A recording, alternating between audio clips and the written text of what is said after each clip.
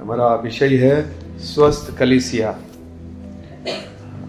कलीसिया कैसे फलवंत हो सकती है, कैसे मजबूत बन सकती है। वचन बहुत जरूरी है हम लोगों को आगे बढ़ने के लिए। वचन पढ़ना, उसको समझना। आपको पढ़ने नहीं आता है तो वचन सुनना, उसको समझना और प्रभु की इच्छा जानना कि मुझे क्या इस जीवन में करना है, मुझे कैसे चलना है, वो जानकर और उसको बोलो।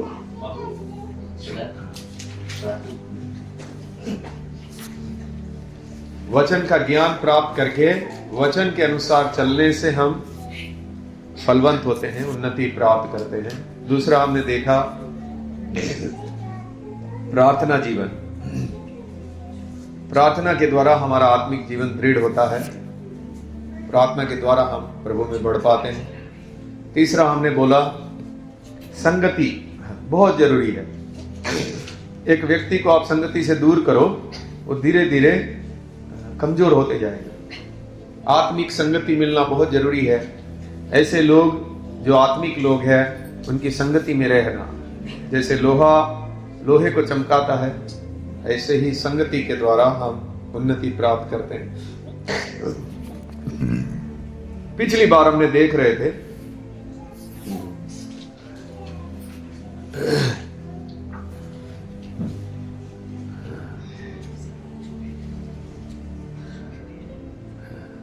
अपने पुराने स्वभाव को उतारना और अपने नए स्वभाव को पहनना। कपड़े का चित्र लिया। कपड़ा जैसे हम पहनते हैं अपनी खुद की मर्जी से, रोज नहा के। अभी इसमें कोई रोज नहीं नहाता होगा, रोज कपड़ा नहीं बदलता होगा, लेकिन जो लोग रोज नहाते हैं और रोज कपड़ा पहनते हैं, इसी प्रकार हमको रोज के रोज ध्यान से मसीही स्वभाव को पहनना। जो लोग इसमें लापरवाह है वो पुराने स्वभाव में चलेंगे, पुराना स्वभाव पहनकर चलते रहेंगे। और आपने साफ कपड़ा नहीं पहना है तो क्या होता है, 2-3 दिन एक ही कप बदबू आएगा। ऐसे ही आप पुराने स्वभाव को पहनोगे तो उसकी बदबू आएगी।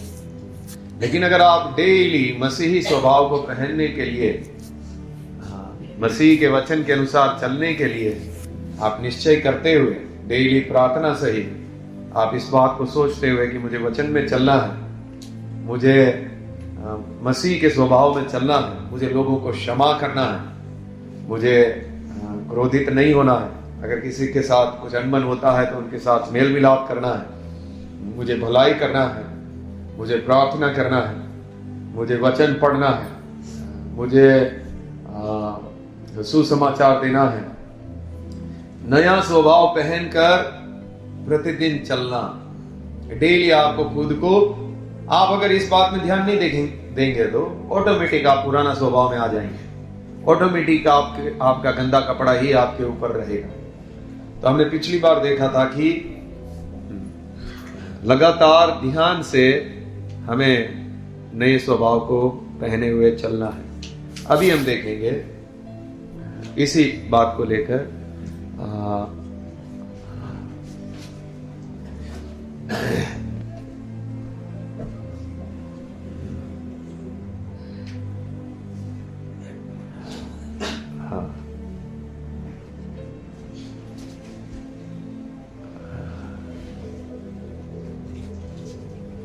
ओके।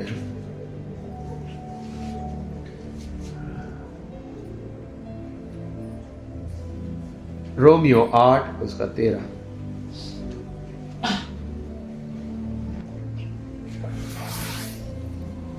रोमियो 8 उसका 13।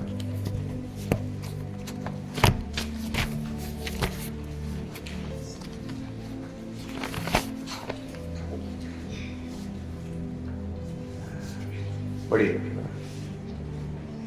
क्योंकि यदि तुम शरीर के अनुसार दिन काटोगे तो मरोगे। हाँ हाँ, आगे। यदि आत्मा से देह की क्रियाओं को मारोगे तो जीवित रहोगे। ओके। अब तुमको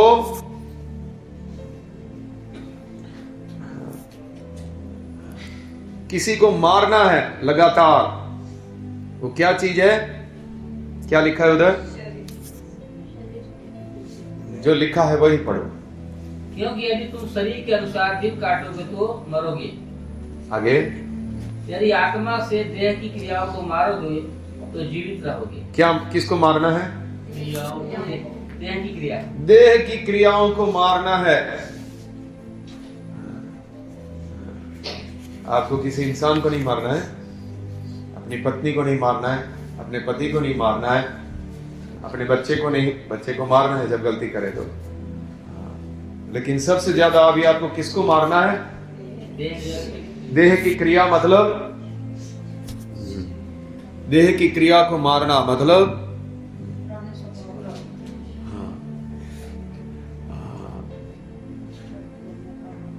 पहला कुरिन्थियों 9 उसका 27।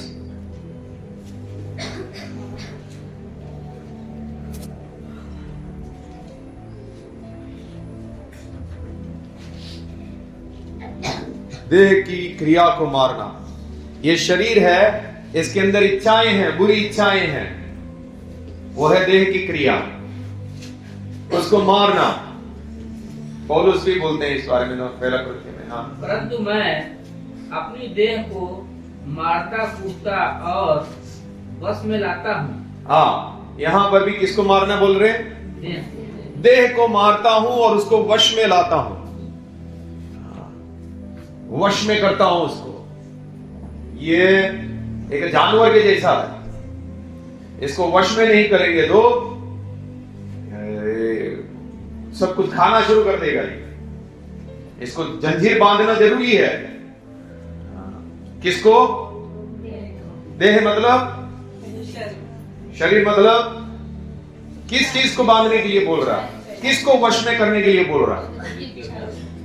हाँ, इच्छाओं को वश में करने के लिए बोल रहा है। एक ऐसा जानवर अगर इसको वश में नहीं लिया तो ये काटेगा, ये हानि करेगा। इसके लिए इसको मारना है, वश में करना है। अगर मैं इसको ना मारूं तो ये अपना दहाड़ना शुरू करेगा, अपनी इच्छाओं को पूरा करना शुरू करेगा। इसको मारो, इसको वश में करो। किसको? शरीर की इच्छाओं को। और इसमें कौन सी बातें हैं? कुलुसियों 3:5। कुलुसियों 3। इस बात को अच्छे से समझिए। इसको मारना है, इसको वश में करना है, इसको जंजीर बांध के रखना है, इसको कंट्रोल में नहीं रखा तो अभी मान लीजिए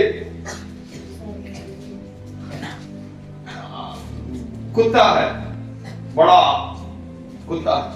अगर आपने इसको कंट्रोल नहीं किया तो आपको खींचकर आपको लेकर जाएगा। हमारे घर के पास एक भाई है, पतला दुबला सा। वो कुत्ता लेके जाते हैं तो वो कुत्ता आगे आगे चलता है। वो मुझे ऐसा लगता है वो भाई को वो खींच के लेके जाता है। वो कुत्ता ऐसा वो पतला दुबला सा, उसको बड़ा ऐसा जोर लगाना पड़ता है अपने आप को बचाए रखने के लिए। वो कुत्ता जहां जाता है असल में ऐसा लगता है वो कुत्ता ये भाई को लेके निकला है, ना कि ये भाई कुत्ते को लेके निकला। तो अगर आपने अपनी इच्छाओं को वश में नहीं किया तो आपकी इच्छा आपको खींच कर लेकर जाएगी हर जगह और आपसे गलत करवाती रहेगी। इसके लिए इसको मारना है। हाँ, पढ़िए कुलुसियों 3:5। इसलिए अपने उन अंगों को मार डालो जो पृथ्वी पर है। हाँ, अभी इसको अंग बोला, शरीर के अंग। अभी आगे बताएंगे वो अंग क्या क्या है। शरीर की इच्छाएं, शरीर या शरीर के अंग तीनों एक ही है। वो शरीर के अंग क्या है? ये जो पापी शरीर है इस पृथ्वी का, इसके अंग बोला गया है। वो अर्थात क्या? कौन से अंग है? अर्थात व्यभिचार। हाँ, देखिए ये है शरीर के अंग, ये है शरीर की इच्छाएं जिसको आपको मारना है, जिसको आपको नियंत्रण में रखना है। अशुद्धता। हाँ, एक मिनट। अगर इसको नियंत्रण में नहीं रखा, अभी व्यभिचार, अगर आपने इसको वश में नहीं किया अगर आपने इसको नियंत्रण में नहीं रखा, क्या होगा? आपको खींचकर किधर ले जाएगा? पाप में फंसाएगा। परमेश्वर का विरुद्ध में आपको पाप करवाएगा, परमेश्वर के दंड का भागी करेगा, आपको नरक में भी लेके जा सकता है। इसके लिए चाहिए कि वो जो भी व्यभिचार की इच्छाएं हैं उसको मारा जाए, उसको नियंत्रण में रखा जाए। देखिए, हम सबके पास पापी शरीर है और परमेश्वर की दी हुई इच्छाएं हैं। बैठ जाओ नीचे।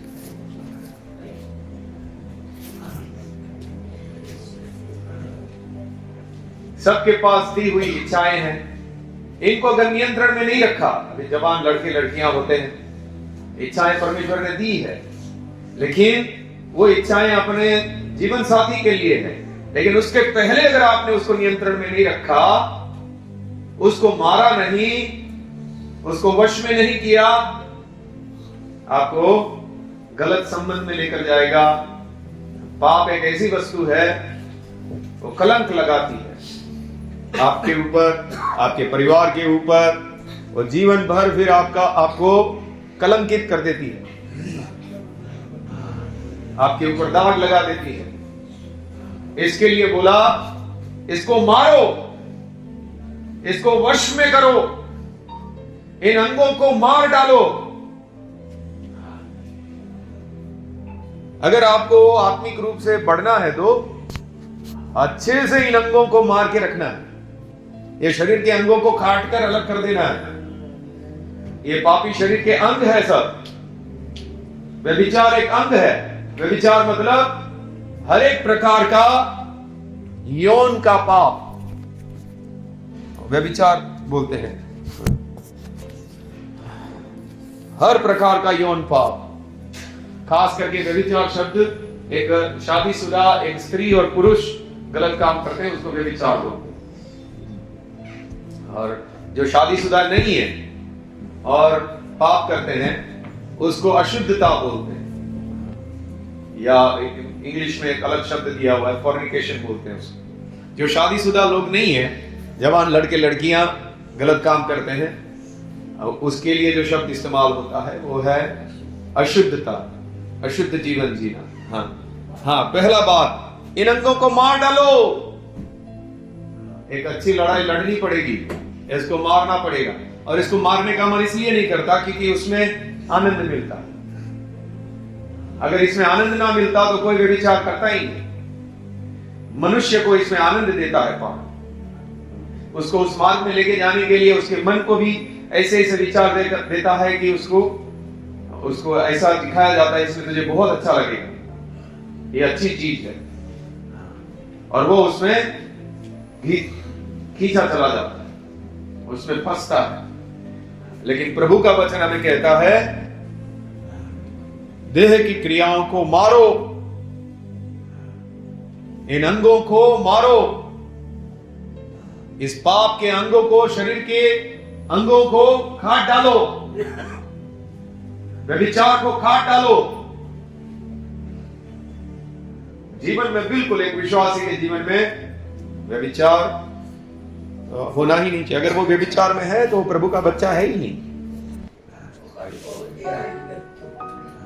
ओके, दूसरा शब्द कौन सा है? दूसरा अंग, ये पापी शरीर के अंग है। दूसरा अंग कौन सा बोला है? अशुद्धता, अशुद्धता, दुष्कामना। हाँ, दूसरा अशुद्धता है, अशुद्ध जीवन जीना। हर प्रकार का विचारों में कई सारे लोग, प्रभु यीशु ने कहा, कुदृष्टि करना भी व्यभिचार के बराबर ही है। मन ही मन में पाप करना भी व्यभिचार के बराबर ही है। मुंबई में ऐसी लड़कियां ऐसे कपड़े पहनते हैं, ऐसे लड़के हैं, जो आप नजर उठाया तो आपका पाप होना ही है। लेकिन अगर आप प्रार्थना सहित अपने आप को तैयार किए हुए हैं तो पाप नहीं होगा। जो दृष्टि से, अपनी आंखों से इस तरह के पाप करता है, अपनी इच्छा से उसमें अपना मन लगाता है, अपनी नजर लगाता है, वो भी पाप है, उसको अशुद्धता बोलेंगे। अपने मन को अशुद्ध करना, अपने मन में ऐसे चित्र रखना, अपने मन ही मन में ऐसी जैसे वो पाप हो रहा है ऐसा मन में सोचना, ये सब अशुद्धता है। इन अंगों को क्या करो?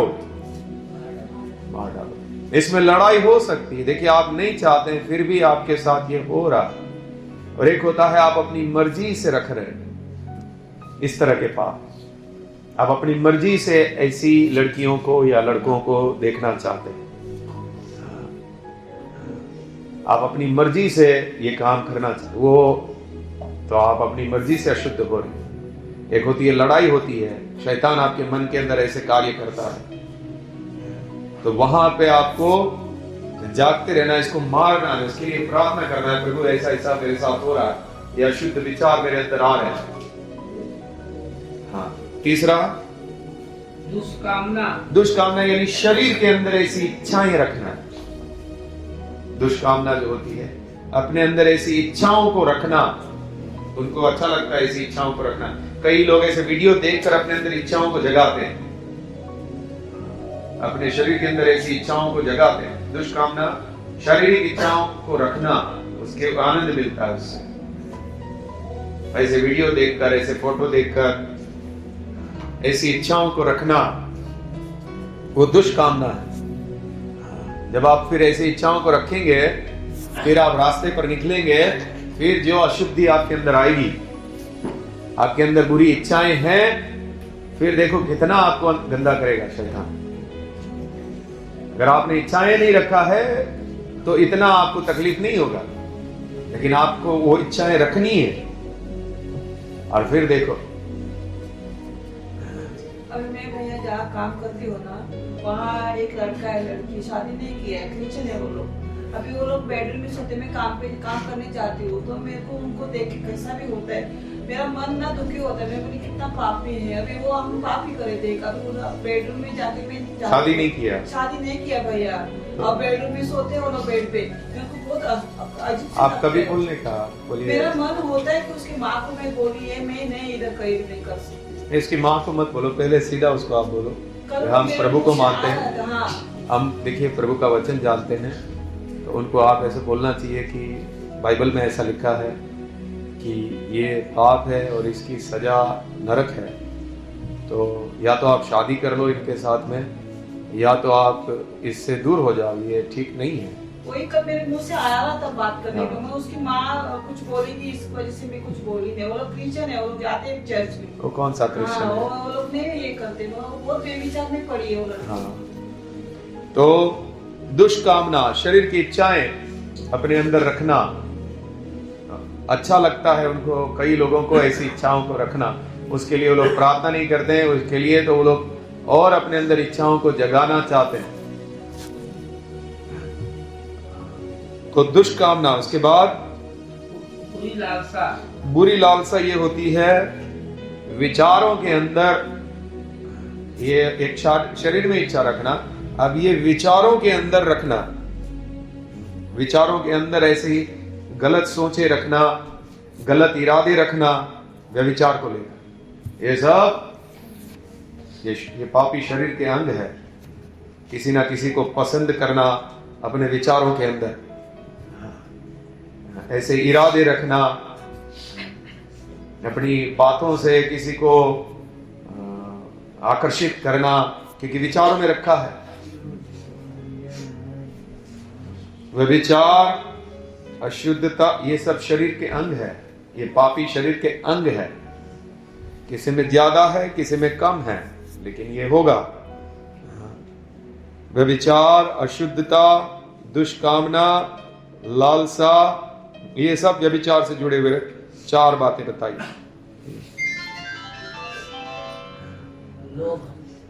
उसके बाद है लोभ।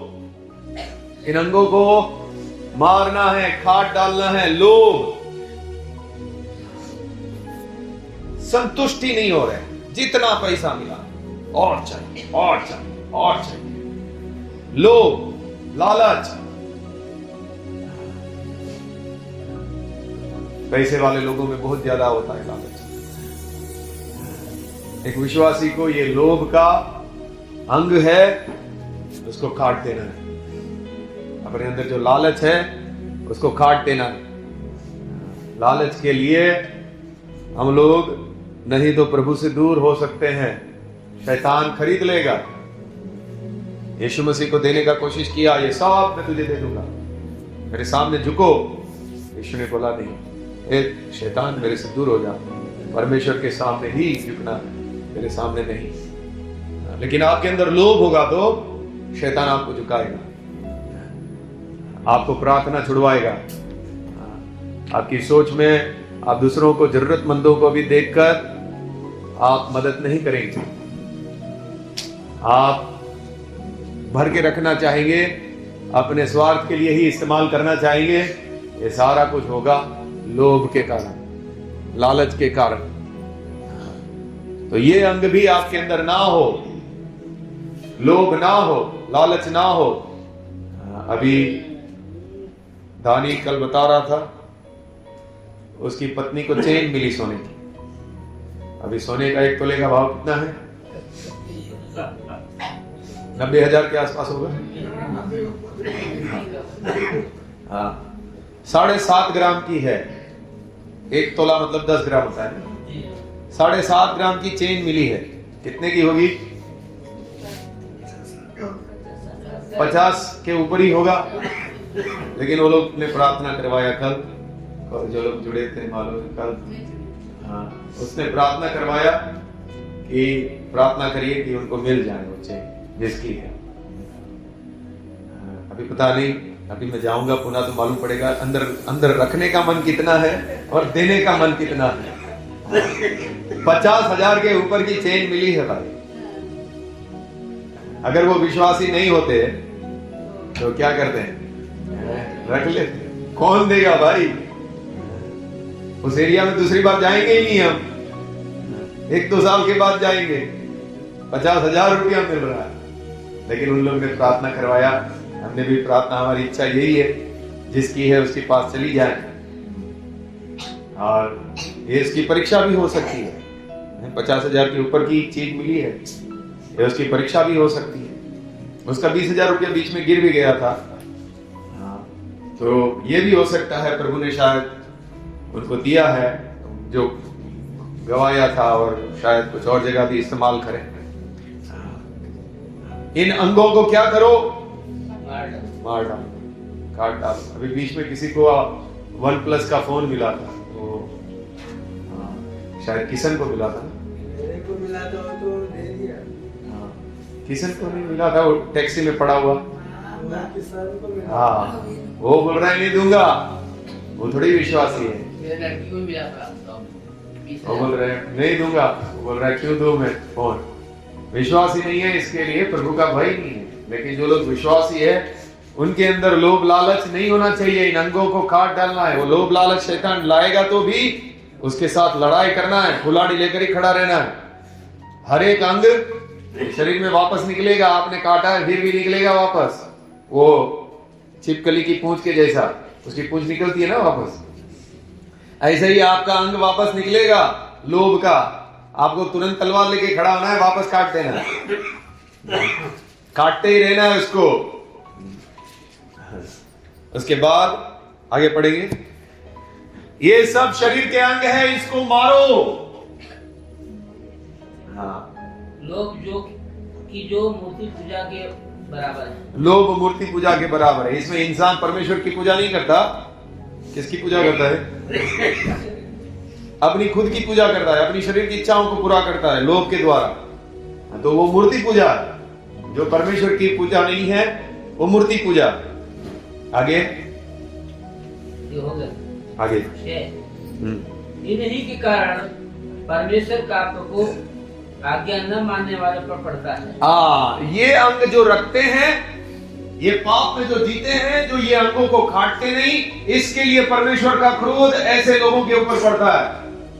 अगर आपको परमेश्वर की क्रोध का भागी नहीं होना है तो कुल्हाड़ा लेकर खड़े रहना है, अपने जीवन को जांचते रहना है और इन अंगों को काटना है।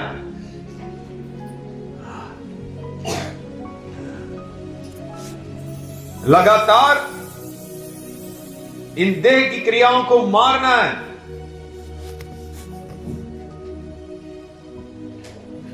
आगे,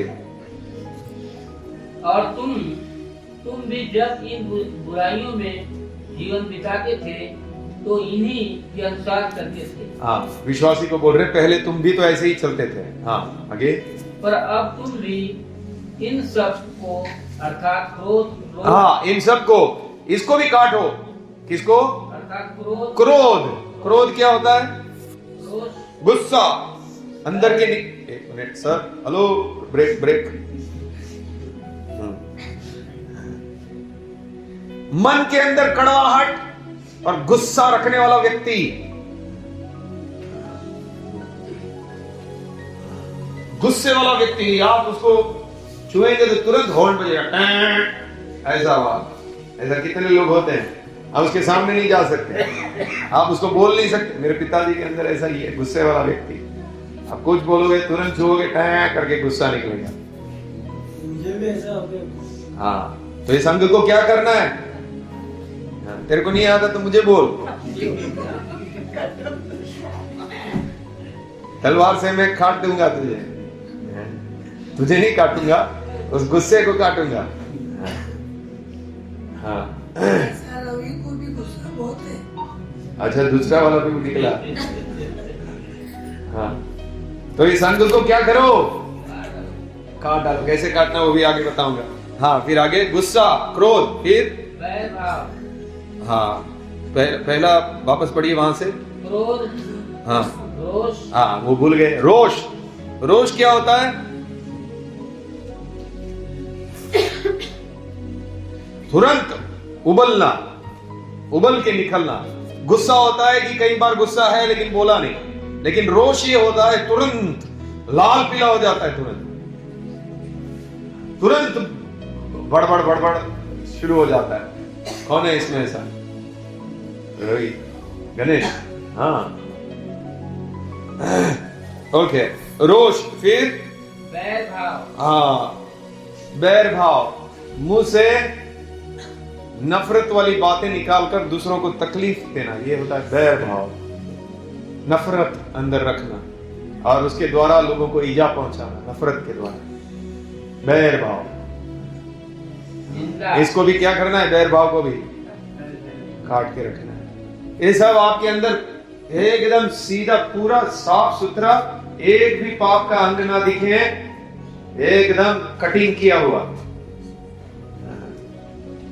एक दौड़ने जाते हैं लोग, मेरे जैसा फिट होना चाहिए हर चीज, नहीं तो किसी का चर्बी इधर निकला हुआ है, इधर निकला हुआ है। अगर आपने अच्छे से अपने आप को इन सब चीजों में जागते रहना है तो एकदम बोल सकते हैं इसके अंदर सब अंग को काट कर इसने अच्छा से अपने आप को सीधा बना के रखा हुआ है। फिट है एकदम प्रभु में, अच्छा स्वास्थ्य है इसका।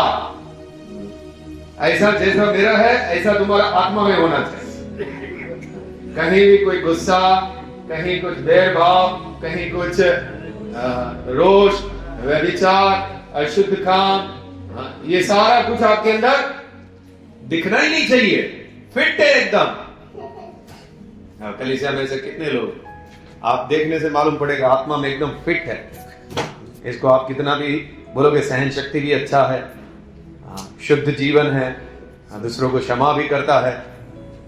और किसी किसी का बोले तो भाई ये तो सिर्फ भाई कुछ मेहनत करता ही नहीं, ये तो अपने अंगों को मारता ही नहीं, पूरा हर जगह से सब कुछ दिखता है, सब अंग बाहर निकले हुए, काटा तो है ही नहीं, एक भी काटा नहीं।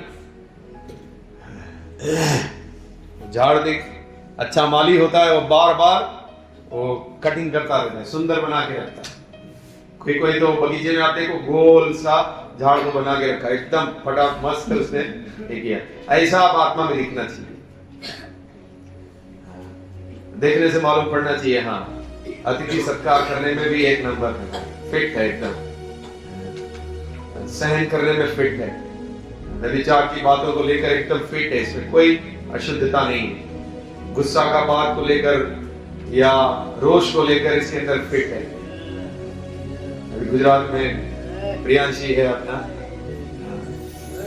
अच्छी बहुत, हर बात में वो प्रभु में बहुत अच्छी आगे है। तो उसकी मम्मी ने कुछ बोल दिया, चुप होकर ऐसे बैठ गई। मैं बोला क्या हुआ प्रियांशी? कुछ नहीं। उसका सर इतना बड़ा दिख रहा है। मैं बोला तेरे अंदर गुस्सा दिख रहा है, सर में इसका इतना गुस्सा दिख रहा है।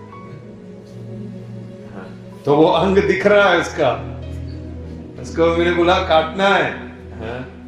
तो ऐसा हमारा जीवन, इन अंगों को हमको बार बार क्या करना है? काटना है। नहीं तो आपका जीवन से दिखेगा भाई ये पुराना कपड़ा उतारता है नहीं, बदबू ही मारते रहता है, ये नया पहनता है नहीं, ये अपने अंगों को काटता नहीं है, ये अपने अंगों को मारता नहीं है, आत्मा में फिट नहीं है, इसका स्वास्थ्य ही अच्छा नहीं है। लेकिन जो व्यक्ति उपवास और प्रार्थना कर करके बार बार इन चीजों को काटते रहता है, उसका जीवन दिखने से मालूम पड़ेगा आत्मा में मजबूत व्यक्ति है। हर तरह से ये आत्मा में फिट है। उसके बाद बैर भाव के बाद निंदा। सिस्टर लोगों का चॉकलेट,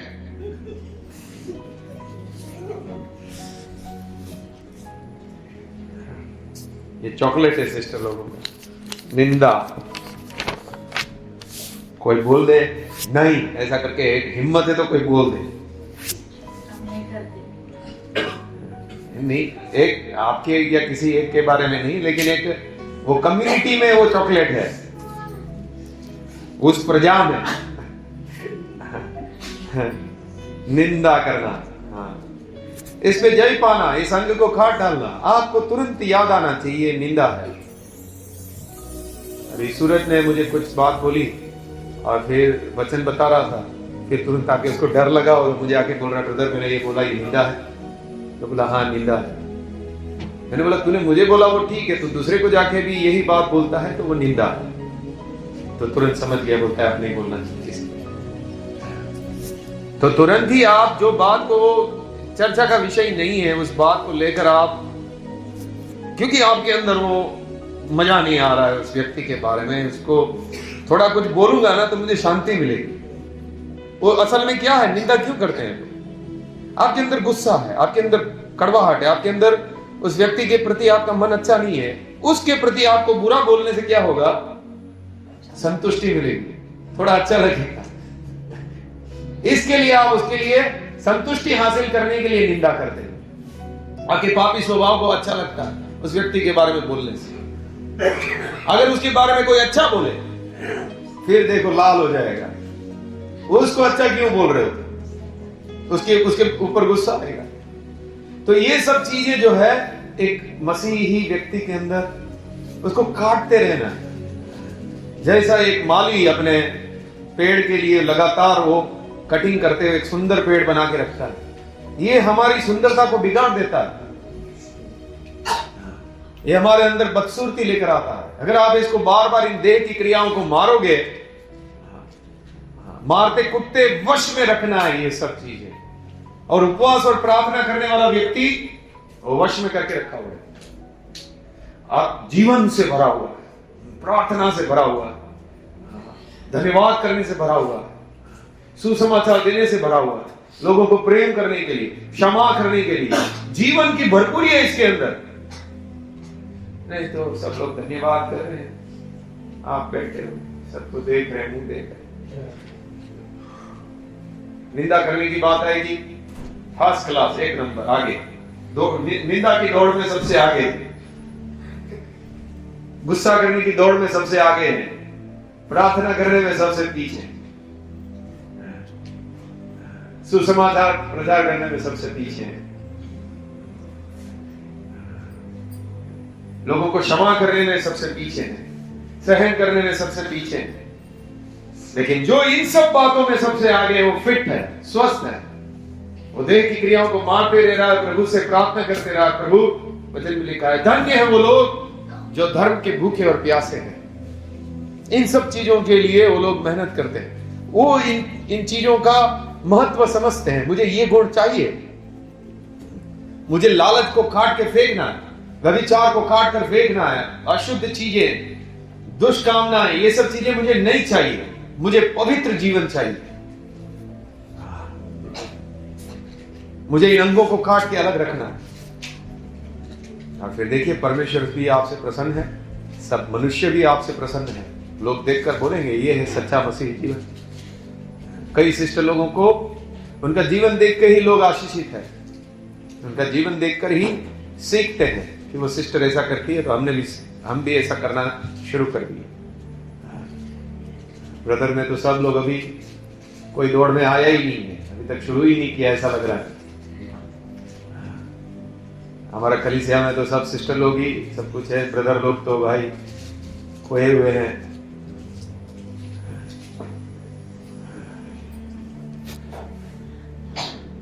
अपनी देह के अंगों को क्या करो? मार डालो, वश में करो उसको, इन अंगों को काट डालो। कैसे करेंगे? आत्मा के द्वारा। रोमियो वापस वही वचन पढ़िए और फिर अब समाप्त करेंगे। रोमियो 8:13।